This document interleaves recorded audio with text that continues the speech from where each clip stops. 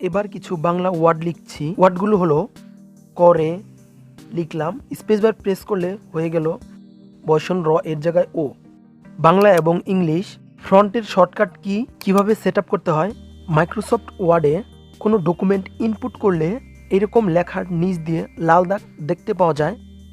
এবার কিছু বাংলা ওয়ার্ড লিখছি। ওয়ার্ডগুলো হলো করে লিখলাম, স্পেস বার প্রেস করলে হয়ে গেল বসন র এর জায়গায় ও।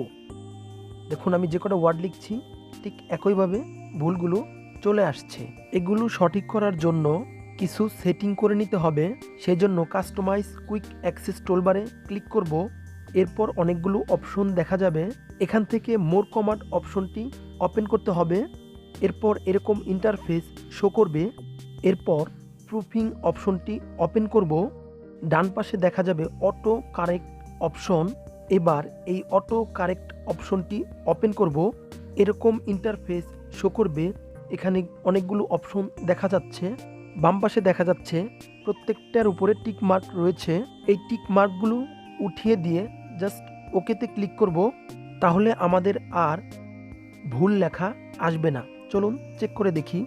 এবার লিখব বাংলা এবং ইংলিশ ফ্রন্টের শর্টকাট কি কিভাবে সেট আপ করতে হয়।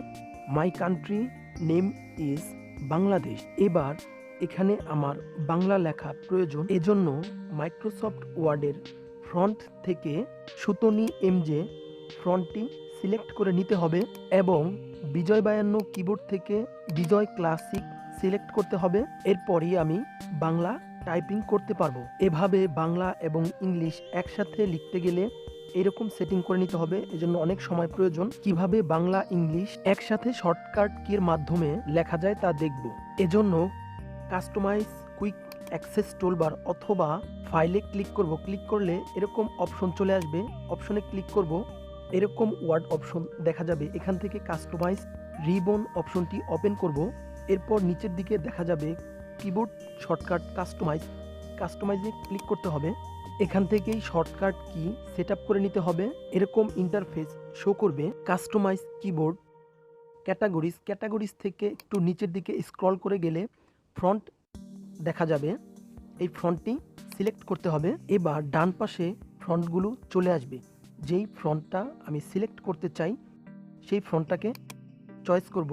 উদাহরণস্বরূপ ক্যামব্রিয়া ফ্রন্টটি শর্টকাট আমি ব্যবহার করতে চাই। সেই জন্য ক্যামব্রিয়া ফ্রন্টটি সিলেক্ট করে নিচের দিকে প্রেস নিউ শর্টকাট কি দিব। যেমন কিবোর্ড থেকে অল্টার কন্ট্রোল এবং ডি দ্বারা শর্টকাট কি ব্যবহার করব। এরপর অ্যাসাইনে ক্লিক করব। ক্লিক করলে এটা সেটিং হয়ে যাবে। এরপর অ্যাসাইনে প্রেস করতে হবে। এভাবেই শর্টকাট কি ব্যবহার করতে হয়। ঠিক একইভাবে বাংলার জন্য সুতনি এমজে ফ্রন্টটি সেট আপ করে নিব। এজন্য কাস্টমাইজ রিবন থেকে কিবোর্ড শর্টকাট কাস্টমাইজ অপশনটি ওপেন করব। এরকম ইন্টারফেস শো করবে। এখান থেকে নিচে স্ক্রল করে ফ্রন্ট অপশনটি সিলেক্ট করব। এরপর ডান পাশ থেকে নিচের দিকে স্ক্রল করে গেলে সুতনি এমজে ফ্রন্টটি সিলেক্ট করব। প্রেস নিউ শর্টকাট কি হিসেবে অল্টার কন্ট্রোল এফ একসাথে প্রেস করতে হবে। এরপর অ্যাসাইনে ক্লিক করে সম্পূর্ণ ক্লোজ করে দিতে হবে। এবার বাংলা এবং ইংলিশ দ্রুত লেখার জন্য চেক করব এগুলো ঠিক হয়েছে কি না। এখানে দেখা যাচ্ছে ফ্রন্ট ক্যালাব্রি বডি রয়েছে। কিবোর্ড থেকে অল্টার কন্ট্রোল ডি একসাথে প্রেস করলে ক্যামব্রিয়া ফ্রন্টটি সিলেক্ট হয়ে যাবে।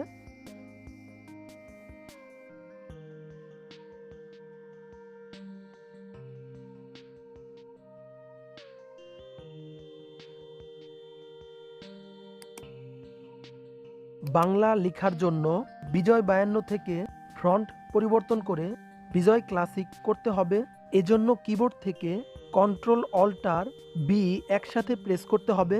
এরপর এমএস ওয়ার্ডের ফ্রন্ট পরিবর্তন করতে হবে। সুতনি এমজে যেটার শর্টকাট আমরা দিয়েছিলাম কন্ট্রোল অল্টার এফ। এবার বাংলা ইংলিশ এভাবেই দ্রুত লেখা সম্ভব হবে।